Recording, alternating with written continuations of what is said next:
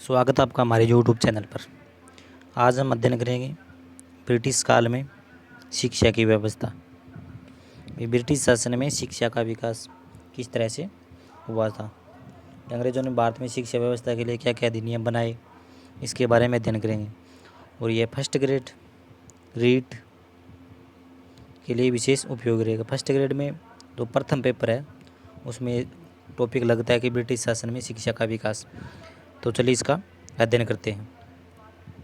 इसमें हम क्या क्या देखेंगे वो पहले देख लेते हैं। वुड स्पेच, हंटर कमीशन, विश्वविद्यालय आयोग, शेडलर आयोग, हार्टोग आयोग, वर्धा प्रस्ताव, सार्जेंट आयोग और लास्ट में जो भारत की आज़ादी के बाद 1948 में आया था राधाकृष्णन आयोग। इनका हम अध्ययन करेंगे। तो वुड स्पेच 1854 में आया था, हंटर कमीशन 1882, विश्वविद्यालय आयोग 1904, शेडलर आयोग 1917 में, हार्टोग आयोग 1929 और वर्धा प्रस्ताव 1937 और सार्जेंट आयोग 1944। ये आज गवर्नर जनरल और वाइसराय की सूची दी गई सामने। इनके काल में ये आयोग आए थे। तो इसमें से पीछे फर्स्ट ग्रेड के प्रथम पेपर में प्रश्न पूछा गया था, इसको मिलान करना पूछ दिया जाता है। तो अब इसको अच्छी तरीके से याद कर लें। तो हम शुरू करते हैं हम आज का वीडियो। ब्रिटिश काल में शिक्षा की व्यवस्था, education system in British Empire. British काल में शिक्षा की व्यवस्था। अब इसकी शुरुआत करते हैं बक्सर के युद्ध। 1764 में बक्सर का युद्ध हुआ था। तो उससे पहले कंपनी ने प्रारंभिक दिनों में भारत में शिक्षा विकास के लिए कोई विशेष प्रयत्न नहीं किए, नए के बराबरी प्रयत्न थे। तो 1764 में बक्सर का युद्ध होता है। तो उसके बाद उस टाइम भारत में शिक्षा व्यवस्था किस तरह की थी? तो दो तरह की थी, एक हिंदू, दूसरी मुस्लिम। अब मुस्लिमों को शिक्षा मदरसों में दी जाती थी, जो भाषा कौन सी थी? फारसी भाषा में। तो इसका प्रमुख केंद्र दिल्ली और मुल्तान मान सकते हैं। और इधर हिंदुओं को संस्कृत में शिक्षा दी जाती थी। इस दिन में गुरुकुलों में पढ़ाई होती थी बच्चों की, जैसे वाराणसी या तक्षशिला, तो वहाँ पर क्या थे? गुरुकुल थे। तक्षशिला तो बाद विश्वविद्यालय बना था। तो हिंदुओं को शिक्षा संस्कृत में और मुस्लिमों को मदरसों में शिक्षा मिलती थी फारसी भाषा में। और मुगल काल में दरबारी भाषा कौन सी थी? तो फारसी थी। राजनीतिक भाषा फारसी को ही माना जाता है इसको। और 1764 के बाद शासन हेतु क्या चाहिए? भारतीय। अंग्रेजों को शासन चलाने के लिए भारतीयों की आवश्यकता पड़ने लगी। तो भारतीयों में क्या था कि उनको इंग्लिश नहीं आती थी, और अंग्रेज कौन सी भाषा जानते थे? इंग्लिश। उनके सामने समस्या होने लगी। तो इसके लिए उन्होंने बाद में शिक्षा पर विशेष ध्यान देना शुरू किया। शासन चलाने हेतु कि भारतीय पढ़े लिखे चाहिए, वो भी अंग्रेजी में पढ़े लिखे हों। अब 1784 में इसी काल में विलियम जोन्स ने एशियाटिक सोसाइटी की स्थापना की। 1764 में विलियम जोन्स ने एशियाटिक सोसाइटी की स्थापना की थी। इसका उद्देश्य प्राचीन भारतीय ग्रंथों का अंग्रेजी में अनुवाद करना। एशियाटिक सोसाइटी की स्थापना हुई थी 1784 में। इसका मुख्य उद्देश्य क्या था? तो इसका उद्देश्य क्या था? जो भारत के प्राचीन ग्रंथ हैं उनका अंग्रेजी में अनुवाद करना। तो विलियम जोन्स ने स्वयं ने अभिज्ञान शाकुंतलम, गीत गोविंद का अंग्रेजी में अनुवाद किया था। अब एशियाटिक सोसाइटी है, इसके अंतर्गत द्वारा मनुस्मृति का अनुवाद कराया गया था अंग्रेजी में। और इस मनुस्मृति को क्या नाम दिया गया? तो इंस्टीट्यूट ऑफ हिंदू लॉ के नाम से जाना गया। विलियम जोन्स ने एशियाटिक सोसाइटी की स्थापना की। इसका उद्देश्य प्राचीन भारतीय ग्रंथों का अंग्रेजी में अनुवाद करना। स्थापना कब हुई? तो 1784 में। विलियम जोन्स ने स्वयं ने विज्ञान शाकुंतलम और गीत गोविंद का अनुवाद करवाया। तो एशियाटिक सोसाइटी के द्वारा मनुस्मृति का अनुवाद अंग्रेजी में करवाया गया। वे इंस्टीट्यूट ऑफ हिंदू लॉ के नाम से। अब 1813 चार्टर एक्ट, 1813 का चार्टर एक्ट। इसकी प्रमुख विशेषता क्या थी? तो चार्टर का मतलब होता है अधिकार पत्र। 1813 के चार्टर एक्ट में और अधिकार पत्र में सर्वप्रथम शिक्षा पर 1 लाख रुपए खर्च करने की बात कही गई। 1 लाख रुपए खर्च करेगी अंग्रेज सरकार भारत में। तो इसकी व्यवस्था कब की गई थी? तो 1813 में की गई थी। अब एक अधोमुखी निस्पंदन का सिद्धांत दिया था ओकलैंड ने, मतलब फिल्ट्रेशन ऑफ थ्योरी। फिल्ट्रेशन मन अगर उच्च वर्ग को आप शिक्षा दीजिए तो वो नीचे मतलब छन छन कर नीचे की ओर जाएगी। आप उच्च वर्ग को शिक्षित कीजिए, अंग्रेजी सिखाइए, तो वो आज उसके बाद में धीरे धीरे नीचे की ओर लोग अपने आप सीखते जाएंगे। और उच्च वर्ग को अच्छी शिक्षा दो, नीचे मतलब कम होती जाएगी धीरे धीरे। यही फिल्ट्रेशन थ्योरी थी, मानी अधोमुखी निस्पंदन का सिद्धांत दिया था। तो किसने दिया था? तो ओकलैंड ने दिया था। अब इसके बाद विलियम बेंटिंक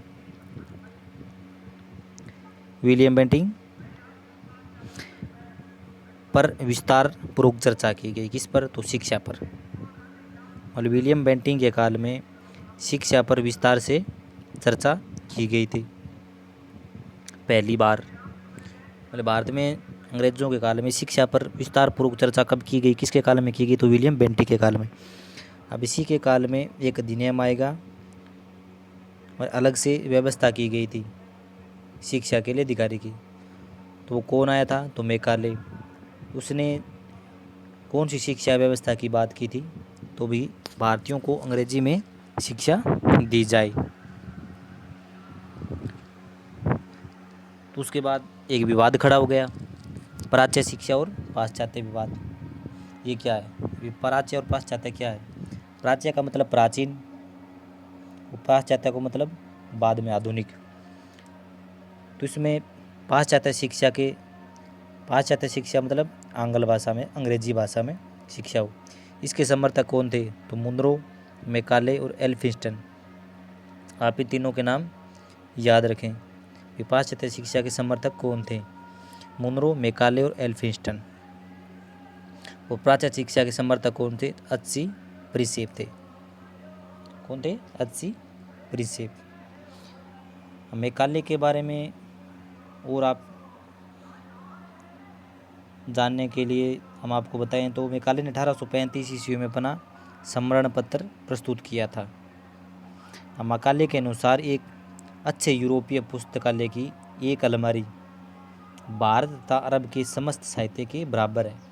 इसका कहने के मतलब है कि मैकाले ने ये कहा था कि हमारी भाषा में, अपनी भाषा में कहूँ तो भी कि हमारे लिए एक अलमारी थारा पूरे ज्ञान के बराबर है।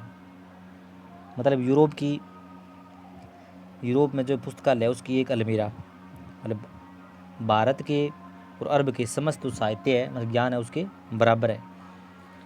ये किसने कहा था? तो मैकाले ने कहा था। तो मैकाले अंग्रेजी शिक्षा की वकालत क्यों कर रहे थे? तो मैकाले के द्वारा ऐसा वर्ग बनाना चाहते तो रंग रूप से तो भारतीय हो, रंग रूप से भारतीय हो, परंतु प्रवृत्ति, विचार और नैतिकता, बुद्धि कैसे अंग्रेज हो।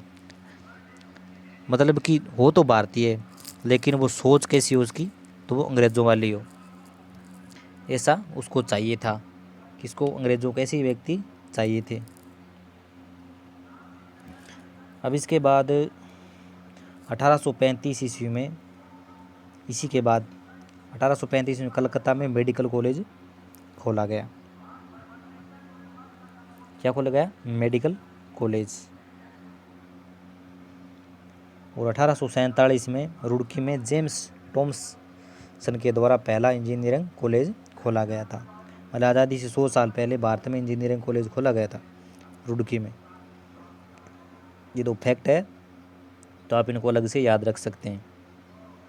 1835 कलकत्ता और मेडिकल कॉलेज की स्थापना, 1847 रुड़की जेम्स टॉमसन के द्वारा पहला इंजीनियरिंग कॉलेज। जब भारत आज़ाद कब हुआ तो 1947 में, 100 साल पहले भारत में रुड़की में इंजीनियरिंग कॉलेज की स्थापना हुई थी। अब इसको विस्तार से नहीं पढ़ेंगे, अब विस्तार से में हम वही अध्ययन करेंगे जो वुड डिस्पेच है, उसको हम विस्तार से अध्ययन करेंगे। अन्य को आपको ज़्यादा सोचने की आवश्यकता नहीं है, भी सफिशिएंट है एग्ज़ाम के लिए, मतलब ज़्यादा इसमें गहराई से नहीं पूछा जाता है। 1854 मुंबई में ग्रांट मेडिकल की स्थापना की गई। तो 1835 में मेडिकल कॉलेज, 1847 में इंजीनियरिंग कॉलेज, 1854 में मुंबई में ग्रांट मेडिकल कॉलेज की स्थापना की गई। अब है वुड डिस्पेच। तो वुड डिस्पेच 19 जुलाई 1854 किसके काल में? डलहौजी के काल में। अब चार्ल्स वुड के द्वारा शिक्षा में सुधार संबंधी सुझाव दिए गए। अब वुड डिस्पेच क्या है तो इसका हम विस्तार से अध्ययन कर लेते हैं। आया कब था? 1854 में, यानी 19 जुलाई 1854 किसके काल में? डलहौजी। तो चार्ल्स वुड के द्वारा शिक्षा में सुधार संबंधी सुझाव दिए गए थे। तो उसमें कुल अनुच्छेद कितने थे? 100। कितने अनुच्छेद थे? 100 थे। इसमें है कि प्राथमिक, माध्यमिक और विश्वविद्यालय से संबंधित था। इसमें प्राथमिक शिक्षा और माध्यमिक शिक्षा और विश्वविद्यालय शिक्षा से संबंधित इसमें सुझाव दिए गए थे। एक, भारत में पाश्चात्य शिक्षा का प्रचार करना चाहिए, ये इसका सुझाव था। दूसरा है, भारत में प्राथमिक स्तर शिक्षा स्थानीय भाषा में दी जाए, माध्यमिक शिक्षा स्थानीय व अंग्रेजी दोनों में दी जाए, और विश्वविद्यालय की शिक्षा अंग्रेजी भाषा में दी जाए।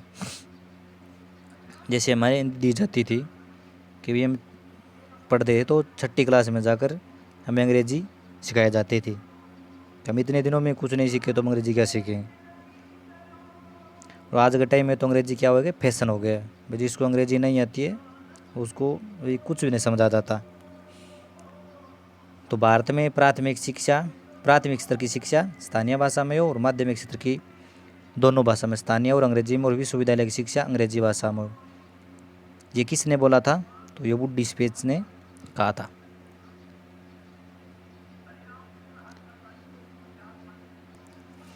अगला है तीनों प्रेसिडेंसी। तीनों मतलब बीबीएम में एक एक विश्वविद्यालय की स्थापना हो। ये तीनों प्रेसिडेंसियाँ हैं, उसमें एक एक विश्वविद्यालय की स्थापना होनी चाहिए। बंगाल, बॉम्बे और मद्रास तीनों क्या थी? प्रेसिडेंसियाँ थी। उसमें प्रत्येक में एक एक विश्वविद्यालय की स्थापना होनी चाहिए। चौथा है, 5 स्थानों पर केंद्रीय शिक्षा विभाग की स्थापना हो।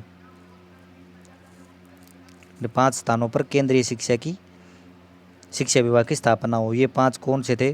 तो उत्तरी सीमा प्रांत, पंजाब और 3 ये होगी प्रेसिडेंसियाँ। तो इन 5 स्थानों पर केंद्रीय शिक्षा विभाग की स्थापना होनी चाहिए। इसकी वकालत की थी वुड डिस्पेच के अंतर्गत।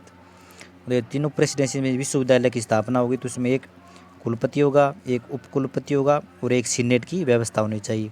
सीनेट में जैसे अन्य कर्मचारी सभी आ जाते हैं सीनेट के अंतर्गत। एक कुलपति, एक उपकुलपति और एक सीनेट की व्यवस्था हो। ये व्यवस्था किसके माध्यम से की वकालत की गई थी? तो वुड डिस्पेच के अंतर्गत। अब वुड डिस्पेच ने और क्या कहा था? तो महिला शिक्षा को बढ़ावा दिया जाए, तकनीकी शिक्षा को बढ़ाना और निजी क्षेत्रों को भी आगे आने दिया जाए। जैसे वर्तमान में जो प्राइवेट शिक्षण संस्थाएं चल रही है उसकी वकालत सर्वप्रथम वुड डिस्पेच के अंतर्गत ही की गई थी। महिला शिक्षा, तकनीकी शिक्षा और निजी क्षेत्रों को आगे लाया जाए। और शिक्षा का मैग्ना कार्टा किसे कहा जाता है? तो वुड डिस्पेच को ही कहा जाता है। भारतीय शिक्षा का मैग्ना कार्टा। बीबीएम की स्थापना 1857 बेथुन ने महिला शिक्षा पर विशेष ध्यान दिया था। अगला है हंटर आयोग। अगला कौन सा है? हंटर आयोग। हंटर आयोग कब आया था? 1882 किसके काल में? रिपन। हंटर आयोग मतलब डब्ल्यू हंटर की अध्यक्षता में एक आयोग का गठन किया गया था। ये क्यों आया था? तो 1854 के बाद हुई प्रगति की समीक्षा करने के लिए नियुक्त किया गया था। आयोग में 20 सदस्य थे, जिनमें से 8 भारतीय थे। इसका कार्य केवल प्राथमिक माध्यमिक शिक्षा की समीक्षा करना था। किसका? अंतर आयोग का। प्राथमिक और माध्यमिक शिक्षा स्तर में सुधार हेतु, प्राथमिक और माध्यमिक स्तर की शिक्षा है उसमें सुधार हेतु इसकी व्यवस्था की गई थी। तो इसने क्या कहा था? तो प्राथमिक और माध्यमिक स्तर में शिक्षा स्थानीय भाषा में दी जाए। 1882 में पंजाब विश्वविद्यालय की स्थापना और 1887 में इलाहाबाद विश्वविद्यालय की स्थापना हुई थी। अलग से फैक्ट आप याद रख सकते हैं। 1882 में पंजाब में विश्वविद्यालय की स्थापना, 1887 में इलाहाबाद विश्वविद्यालय की स्थापना। ये था अंतर आयोग, अंतर कमीशन। अंतर आयोग के सुझाव पर 1882 में पंजाब और 1887 में इलाहाबाद विश्वविद्यालय की स्थापना की गई थी। इसमें आप इतने याद रखें। अब अगला है भारतीय विश्वविद्यालय अधिनियम। भारतीय विश्वविद्यालय अधिनियम 1904। भारतीय विश्वविद्यालय अधिनियम 1904 किसके काल में आया था? तो वायसराय कौन था? Lord Curzon. विश्वविद्यालय अधिनियम 1904 वायसराय लॉर्ड कर्जन। तो इसका नाम विश्वविद्यालय अधिनियम क्यों पड़ा? तो इसकी व्यवस्था की गई थी विश्वविद्यालय पर नियंत्रण करने के लिए। नियंत्रण स्थापित किससे किया जाए? किस पर? विश्वविद्यालयों पर। कारण, तो इसका प्रमुख कारण माना जाता है कि इस समय भारत में क्रांतिकारी गतिविधियां अधिक हो गई थी। हमारे भारत में जो विश्वविद्यालय थे तो उसमें क्रांतिकारियों द्वारा क्रांतिकारी शिक्षा दी जाती थी। वो किसके खिलाफ आ जाते थे? अंग्रेज़ों के खिलाफ। तो इस पर कंट्रोल करने के लिए लॉर्ड कर्जन ने इसकी स्थापना की थी, उनकी समीक्षा की जाए और उसमें नियंत्रण स्थापित किया जाए। तो 1902 में टॉमस रेले की अध्यक्षता में इसकी स्थापना की गई थी। इसमें 2 भारतीय थे,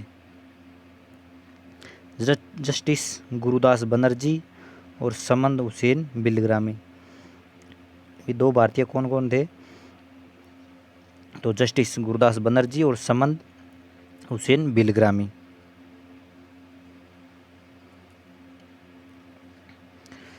अगला है सेडलर आयोग। सेडलर आयोग 1917। अब इससे पहले एक 1913 में शिक्षा नीति पर सरकारी प्रस्ताव आया था। 21 फरवरी 1913 को यह शिक्षा नीति पर सरकारी प्रस्ताव पारित किया गया था, लेकिन इसमें अनिवार्य शिक्षा के संविधान को स्वीकार नहीं किया गया। यद्यपि निरक्षरता को समाप्त करने पर जोर दिया गया, निरक्षर है उसको मतलब लोगों को शिक्षित किया जाए, लेकिन अनिवार्य शिक्षा के सिद्धांत को स्वीकार नहीं किया गया था। वे शिक्षा नीति प्रस्ताव 1913। अब हम देखते हैं सेडलर आयोग। तो इसके अध्यक्ष कौन थे? तो माइकल सेडलर। वाइसराय इस समय कौन थे? तो जेम्स फोर्ड। तो इसने 1904 में जो विश्वविद्यालय अधिनियम आया था तो इसकी आलोचना की थी। किसने की थी? तो सेडलर आयोग के द्वारा इसकी आलोचना की गई थी। अब सेडलर आयोग के प्रमुख उद्देश्य क्या थे? तो मुख्यतः कलकत्ता विश्वविद्यालय में सुधार के लिए बनाया गया था। इसका सेडलर आयोग मुख्य उद्देश्य क्या था? तो कलकत्ता विश्वविद्यालय उसमें सुधार करने के लिए इसका निर्माण किया गया था। इसमें भी 2 भारतीय थे, जियाउद्दीन अहमद और आशुतोष बनर्जी। सेडलर आयोग में 2 भारतीय थे, जियाउद्दीन अहमद और आशुतोष बनर्जी। और विश्वविद्यालय आयोग में 2 भारतीय कौन थे? तो गुरुदास बनर्जी और हुसैन बिलग्रामी। अब सेडलर आयोग में क्या क्या बातें कही? तो स्कूली शिक्षा 12 वर्ष तक की होनी चाहिए। स्कूल की शिक्षा है वो 12 वर्ष की होनी चाहिए, और कॉलेज और स्नातक स्तर की शिक्षा 3 वर्ष की होनी चाहिए। यह सुझाव किसने दिया था? तो यह सेडलर आयोग ने दिया था। सेडलर आयोग कब आया था? तो 1917 में आया था। अब है आर्टोग आयोग। आर्टोग समिति, आर्टोग आयोग 1929। Philip Hartog, viceroy Irwin. Viceroy कौन था? इरविन। अब इरविन से आपको क्या क्या याद आ रहा है? अब आर्टोग आयोग की प्रमुख इसने भी क्या कहा था, प्राथमिक और माध्यमिक स्तर की शिक्षा में सुधार हेतु इसने भी सुझाव दिया था। इसी में आप इतना याद रख सकते हैं कि हार्टोग आयोग 1929, फिलिप हार्टोग, वायसराय इरविन, और इसमें भी प्राथमिक और माध्यमिक स्तर में शिक्षा में सुधार की बात की थी। इसमें अन्य ज़्यादा आप गहन अध्ययन ना करें तो इसे सही रहेगा, क्योंकि इसमें ज़्यादा डीप में नहीं पूछा जाता है इतना। अब अगला है वर्धा प्रस्ताव। तो वर्धा प्रस्ताव 1937। तो वर्धा प्रस्ताव क्या था? तो वर्धा प्रस्ताव महात्मा गांधी से संबंधित है। किससे संबंधित है? महात्मा गांधी से। तो महात्मा गांधी का समाचार पत्र था हरिजन। कौन सा था? हरिजन। तो इसमें समाचार पत्र में मौलिक प्रस्ताव भी, इसे मौलिक प्रस्ताव भी कहते हैं। तो उसने कुछ गांधी जी ने मांगे रखी थी, उसे ही वर्धा प्रस्ताव के नाम से जाना जाता है। तो इस वर्धा प्रस्ताव का प्रारूप किसने तैयार किया था? तो डॉक्टर जाकिर हुसैन ने इसका प्रस्ताव तैयार किया था। इसे बुनियादी शिक्षा की बात की गई थी, वो क्या है? वर्धा प्रस्ताव है। कि 1937 ईस्वी में अपने पत्र हरिजन में शिक्षा पर लेख प्रकाशित किए और अक्टूबर 1937 में वर्धा में अखिल भारतीय शिक्षा सम्मेलन में उन्होंने बुनियादी शिक्षा या वर्धा योजना प्रस्तुत की थी। किसने? महात्मा गांधी ने। तो डॉक्टर जाकिर हुसैन समिति ने 2 सितंबर 1937 को वर्धा योजना का ब्यौरा प्रस्तुत किया था। तो इसकी योजना या प्रारूप किसने तैयार किया था? डॉक्टर जाकिर हुसैन ने तैयार किया था। अब इस समय भारत का वायसराय कौन था? तो लिन लिथगो। तो इसकी प्रमुख बातें, कुटीर उद्योगों को बढ़ावा दिया जाए और प्राथमिक स्तर की शिक्षा निःशुल्क हो। जो प्राथमिक शिक्षा है वो निःशुल्क होनी चाहिए।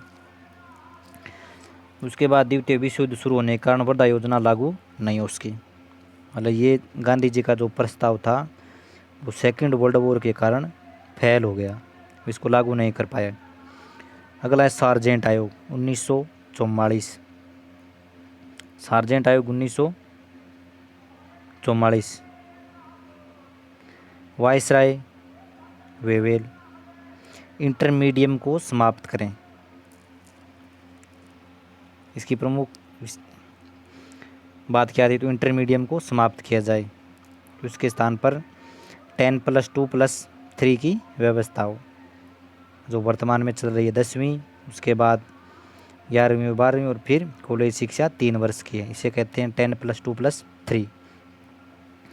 अन्य 6 से 11 वर्ष तक आयु के विद्यार्थियों को निःशुल्क व अनिवार्य शिक्षा दी जाए।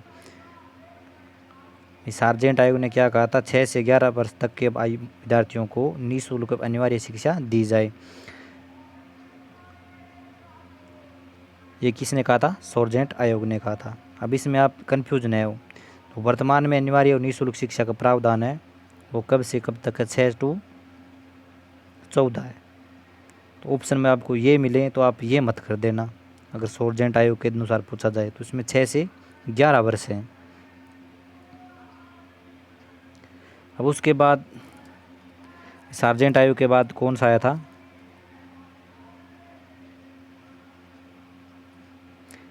अब इसको अन्य फैक्ट से पूछा जा सकता है कि 6 से 11 वर्ष तक आयु के विद्यार्थियों को निःशुल्क अनिवार्य शिक्षा दी जाए। तो कहीं आपको पुस्तकों में ये भी मिलेगा 11 से 17 वर्ष तक, तो वो ये नहीं है। तो 6 से 11 तक वर्ष के बच्चों को निःशुल्क अनिवार्य शिक्षा दी जाए और 11 से 17 वर्ष तक 6 वर्ष अतिरिक्त शिक्षा की व्यवस्था की जाए। मान 6 वर्ष अतिरिक्त शिक्षा की व्यवस्था की जाए, तो 6 और जोड़ोगे तो 11 में वो 17 हो जाएंगे, लेकिन निःशुल्क और अनिवार्य शिक्षा 6 से 11 तक ही हो। और सार्जेंट आयोग के अंतर्गत ही 40 वर्ष के भीतर देश में शिक्षा का पुनर्निर्माण किया जाना था। बाद में खेर समिति ने इस अवधि को घटाकर कितना कर दिया? 16 वर्ष कर दिया। ये कितने वर्ष तो बाद? 40 साल। लेकिन बाद में खेर समिति आए थे, उसने इसका समय 40 से घटाकर कितना कर दिया? 16 वर्ष।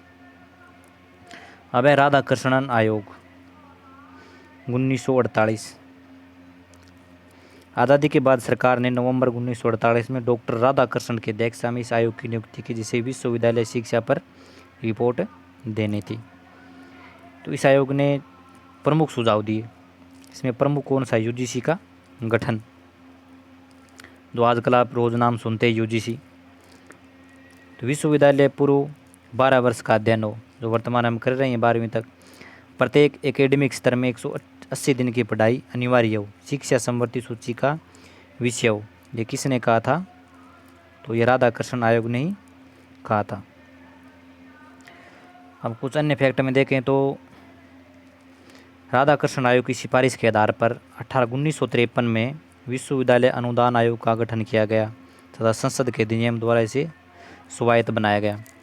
1964 ईस्वी में दौलत सिंह कोठारी की अध्यक्षता में कोठारी आयोग, कब? 1964 में कौन सा आयोग बनाया गया था? कोठारी आयोग। अब ये याद रख सकते हैं। और 1986 ईस्वी में शिक्षा नीति लागू की गई थी। अब जो हमने पहले आपको एक सारणी दिखाई थी वो हम दोबारा से देख लेते हैं ताकि आपको रिफ्रेश हो जाएगा पूरा। वुड डिस्पैच 1854 किसके काल में आया था? Dalhousie. Wood dispatch 1854, viceroy governor general या वायसराय कौन था? डलहौजी। हंटर कमीशन 1882 रिपन के काल में। विश्वविद्यालय आयोग 1904 लॉर्ड कर्जन।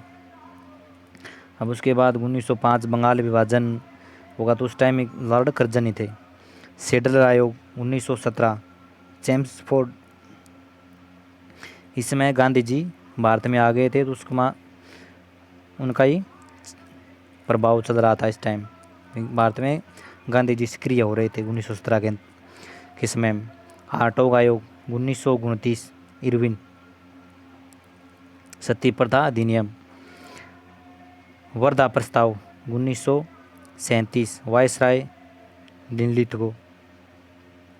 सार्जेंट आयोग 1944 वेवेल। और राधाकृष्णन आयोग जो भारत की आज़ादी के बाद आया था 1948। अब 2 साल साथ में दिए तो 1948-49 में आया था। तो आपको हमारा वीडियो कैसा लगा कृपया कमेंट करके ज़रूर बताएं। धन्यवाद।